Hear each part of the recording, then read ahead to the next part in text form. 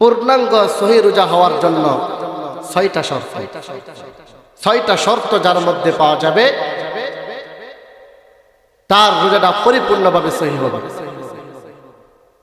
6টা শর্ত পূর্ণাঙ্গ সহি রোজার জন্য, 6টা শর্ত বুজুর্গ উলামায়ে কেরাম উল্লেখ করেছেন। নাম্বার 1, হিফজুল আইনাইন, চোখের হেফাজত করা। রোজা রাখা অবস্থায় চোখের হেফাজত করা। হিফজুল আইনাইন, অনেক মানুষের ধারণা হলো অনেক বড় দিন, এই দিনে কিভাবে টাইম পাস করব। এই দিনে টাইম পাস করার কোন সুরত তারা খুঁজে পাই না। কিছু যুবক যুবতী আছে রোজা রেখে টেলিভিশন কিংবা মোবাইলের মধ্যে তারা ছায়াছবি দেখে। হিফজুল আইনাইন নাম্বার 1, চোখের হেফাজত করা।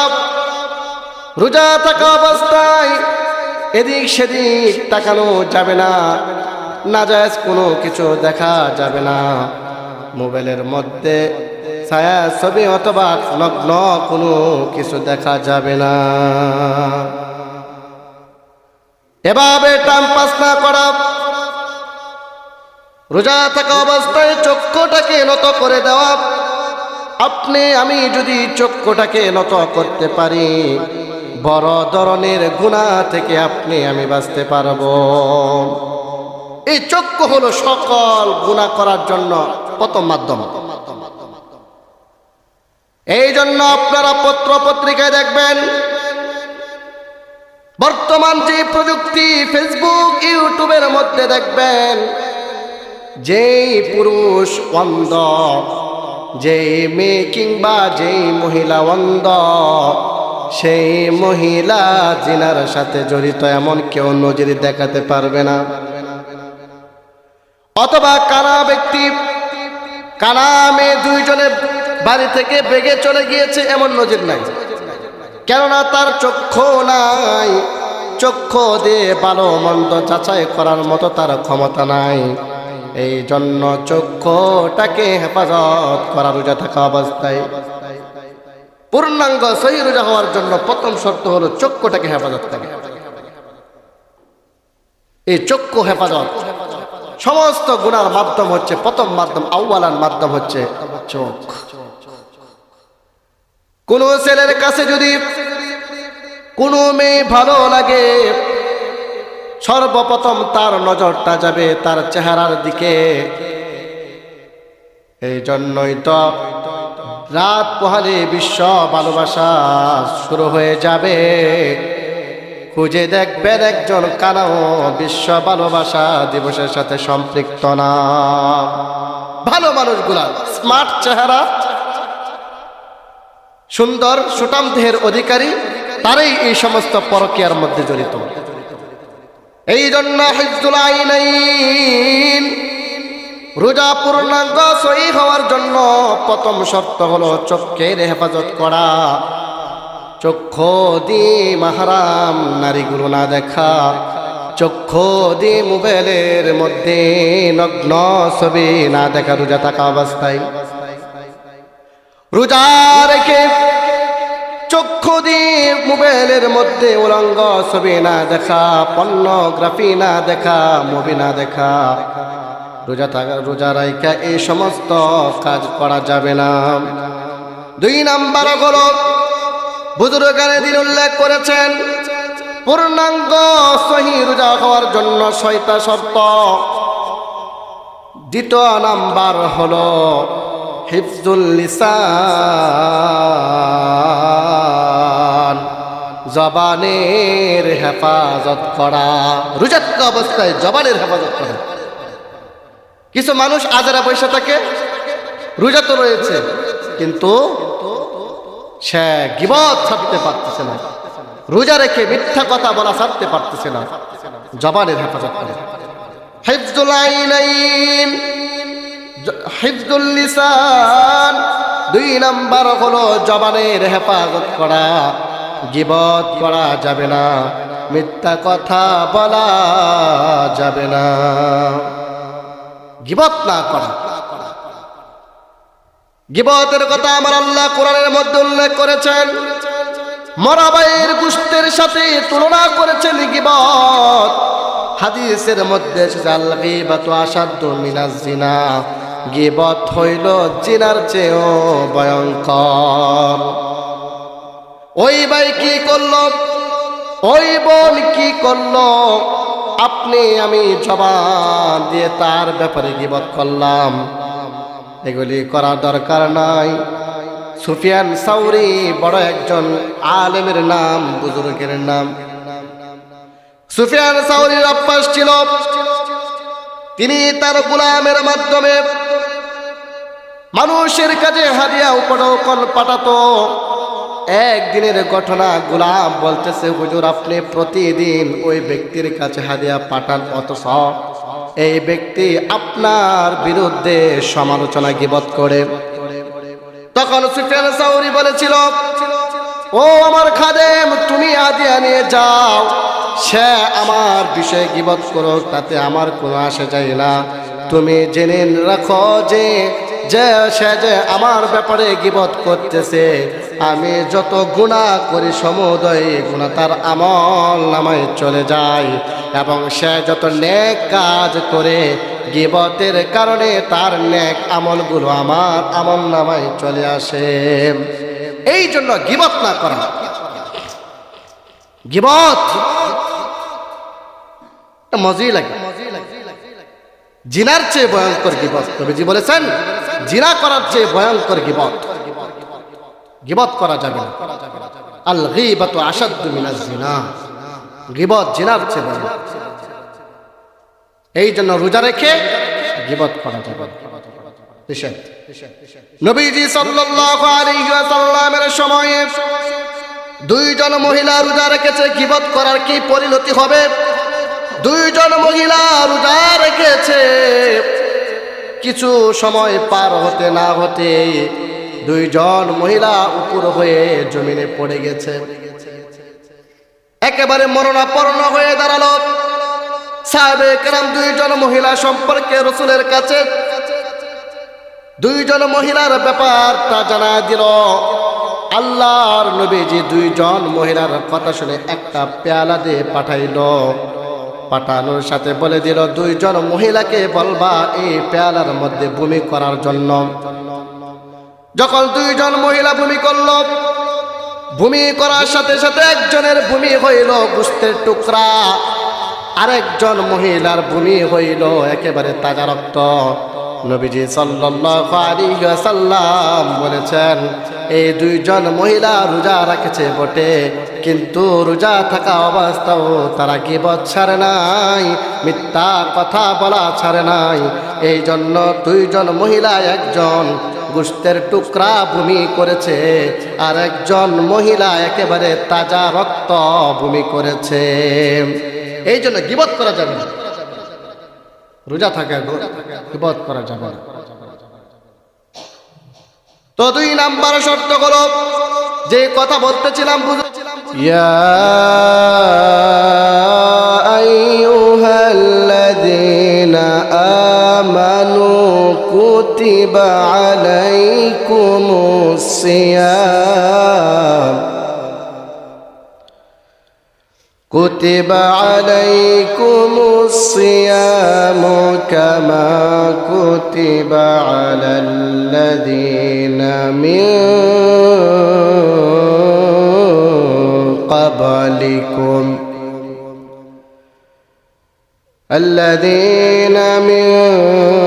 قبلكم لعلكم تتقون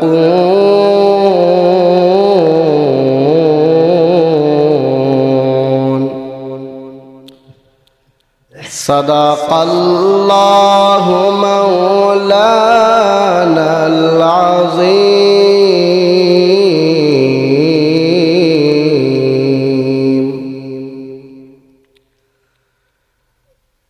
وقال النبي صلى الله عليه وسلم وسلم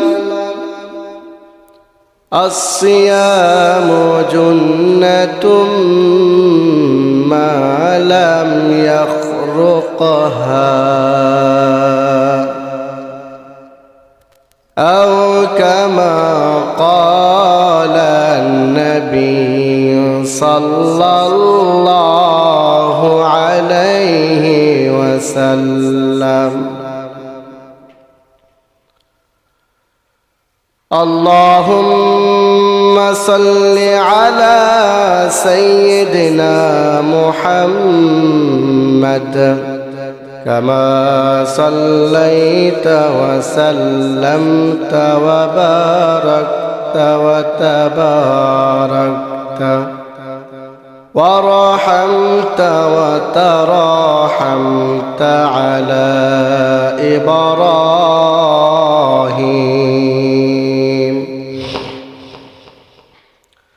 وقال تعالى في شان حبيبه ومحبوبه مخبرا وعميرا إن الله وملائكته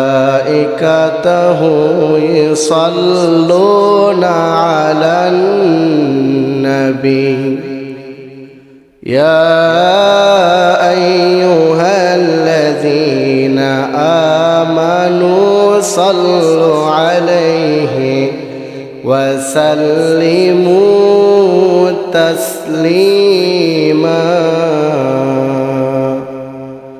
আলহামদুলিল্লাহ, আল্লাহ পাকে শুকরিয়া আদায় করছি যে আল্লাহ রাব্বুল আলামিন আমাদিগকে শাবান মাসের শেষ জুমায় এসে আল্লাহ পাকের হুকুম জুমার 2 রাকাত নামাজ আদায় করা, তারই পাশাপাশি তিনি কিছু আলোচনা করা এবং শোনার জন্য আল্লাহ তৌফিক দান করেছেন। শুকরিয়া আদায় করছি ওই সমস্ত মা বোনদের প্রতি যারা আলোচনা শোনার জন্য অপেক্ষমান। আল্লাহ যদি আমাকে তৌফিক দান করেন, আলোচ্য আয়াতের সংক্ষিপ্ত তাফসীর, আলোচ্য হাদিসের সংক্ষিপ্ত ব্যাখ্যা করে আমি আমার আলোচনা করার প্রয়াস চালাবো। আমা তৌফিক ইল্লা বিল্লাহ। সম্মানিত উপস্থিতি, আজকে ইংরেজি দিয়ে ফেব্রুয়ারি মাসের 13 তারিখ,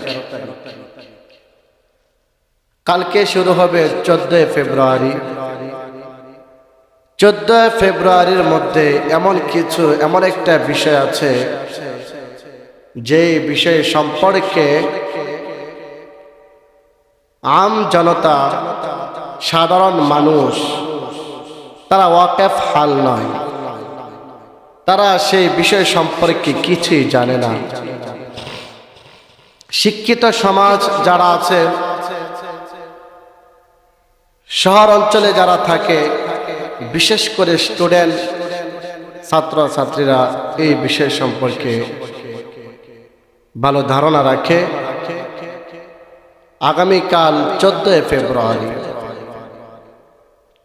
ফেব্রুয়ারি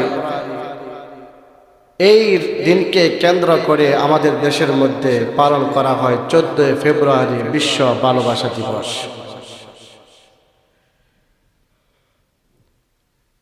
বিশ্ব ভালোবাসা দিবস এটা মুসলমানদের তৈরি করা কোনো বিষয় না,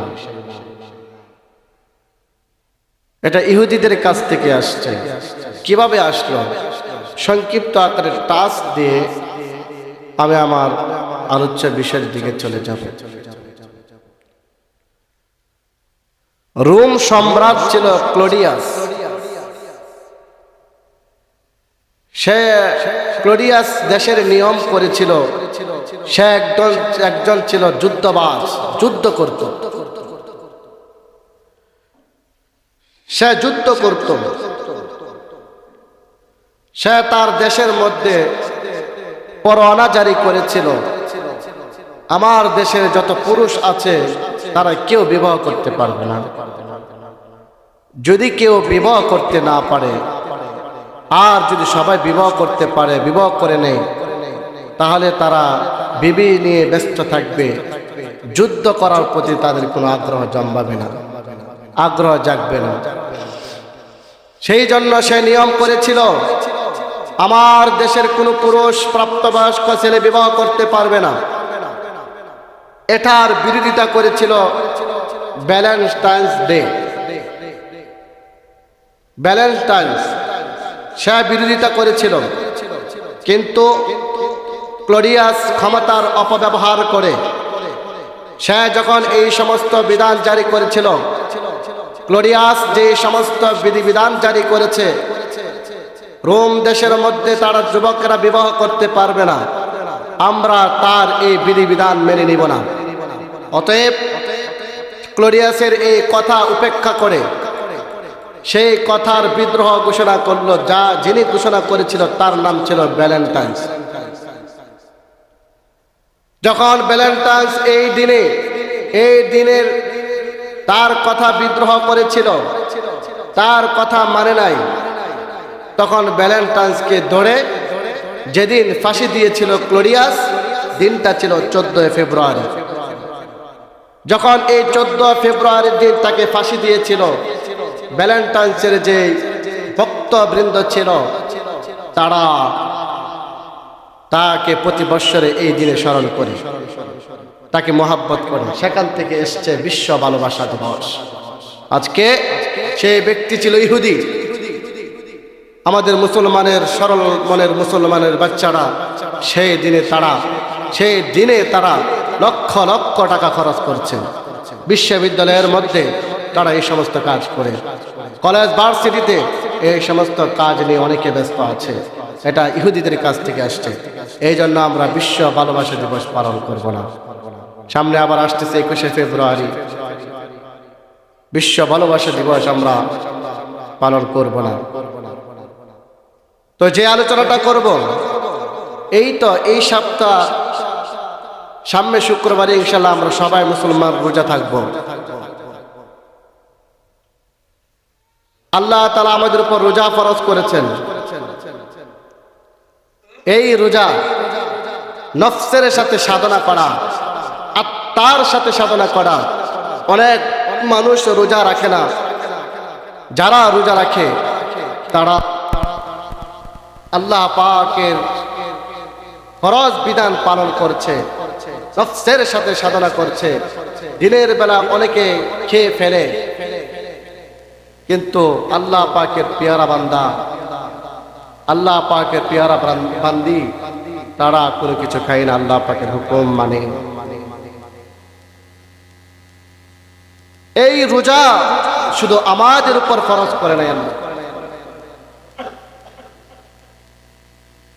বছরে একবার, প্রতি বছর ঘুরে ঘুরে আল্লাহ তাআলা আমাদের উপর যে রোজা ফরজ করেছেন, এটা প্রতি মাসে হয় না, বছরে একবার হয়, রমাদানুল মুবারকে। এই রোজা আমার আল্লাহ বান্দাদের উপর ফরজ করেছেন। শুধু উম্মতে মুহাম্মাদের উপর রোজা ফরজ ছিল না, আমার আল্লাহ এই রোজা পূর্ববর্তী উম্মতের উপর ফরজ করেছিল। তবে একটু পার্থক্য হলো, রোজা রাখার ধরন নিয়ে কিছু কথা। আমরা যেভাবে রোজা রাখি সেভাবে পূর্ববর্তী জাতিরা রোজা রাখত না। আদম পয়গম্বর থেকে শেষ নবী পর্যন্ত সবার উপর রোজা ফরজ ছিল। প্রত্যেকটা নবীর উম্মতের উপর রোজা ফরজ ছিল। আমার আল্লাহ এই কথাটা সূরা বাকারার মধ্যে বলেছেন, ইয়া আইয়ুহাল্লাযীনা আমানু কুতিবা আলাইকুমুস সিয়াম, কুতিবা আলাইকুমুস সিয়াম কামা কুতিবা আলাল্লাযীনা মিন قبلكم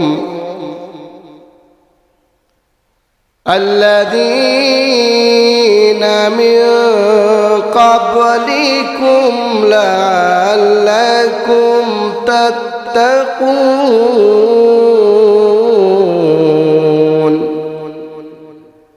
আল্লাহ রাব্বুল আলামিন বলেন, হে ঈমানদারগণ, আমি তোমাদের উপর রোজা ফরজ করেছি। ইয়া আইয়ুহাল্লাযীনা আমানু কুতিবা আলাইকুমুস সিয়াম, আমি তোমাদের উপর রোজা ফরজ করেছি। মনে করিও না শুধু তোমাদের উপর রোজা ফরজ করেছি। রোজা রাখার জন্য নফসের সাথে সাধনা করতে হয়, রোজা রাখার জন্য আত্মার সাথে সাধনা করতে হয়, আত্মার সাথে মোকাবেলা করতে হয়। মনে করিও না, তোমরা ধারণা করিও না আমার আল্লাহ শুধু আমাদের উপরে দীর্ঘ 1 মাস রোজা ফরজ করেছেন। না না, আমার আল্লাহ উম্মতে মুহাম্মাদের উপর শুধু রোজা ফরজ করে নাই, এই রোজা পূর্ববর্তী জাতিদের উপরও ফরজ ছিল। কামা কুতিবা আলাল্লাযীনা মিন ক্বাবলিকুম লাআল্লাকুম তাত্তাকুন। এই রোজা শুধু উম্মতে মুহাম্মাদের উপর ফরজ ছিল না, এই রোজা আমার আল্লাহ আদম আলাইহিস সালাম থেকে নিয়ে উম্মতে মুহাম্মাদ পর্যন্ত সবার উপর রোজা ফরজ করেছেন। আদম আলাইহিস সালামের উপর রোজা ছিল, আদম আলাইহিস সালামের উম্মতের উপর রোজা ফরজ করেছিলেন। শীশ আলাইহিস সালামের উম্মতের উপর রোজা ফরজ করেছিলেন। নূহ আলাইহিস সালামের উম্মতের উপর রোজা ফরজ করেছিলেন।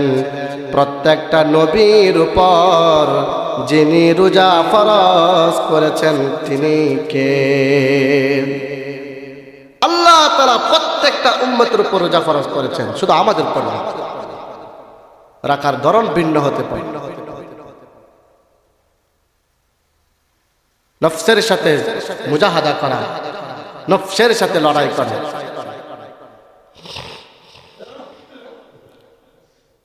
এই রোজা ফরজ বিধান।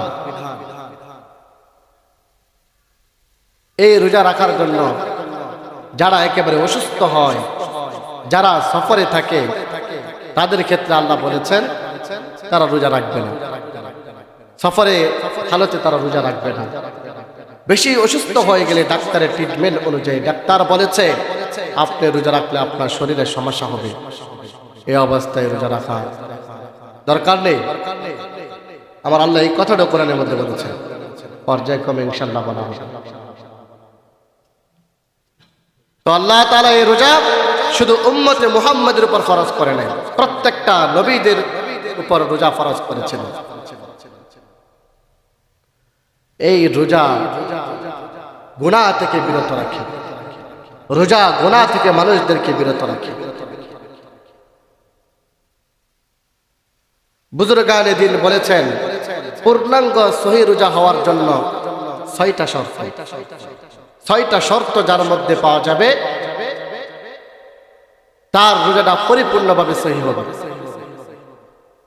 6টা শর্ত পূর্ণাঙ্গ সহি রোজার জন্য, 6টা শর্ত বুজুর্গ উলামায়ে কেরাম উল্লেখ করেছেন। নাম্বার 1